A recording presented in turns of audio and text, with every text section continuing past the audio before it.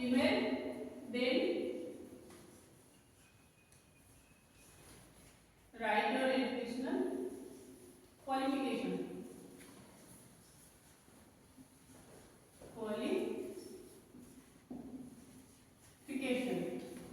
Write your qualification, educational qualification. First of all, write your matriculation.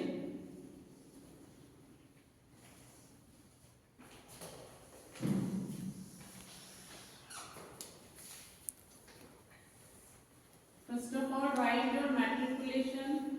Then after internship, intermediate, then graduation.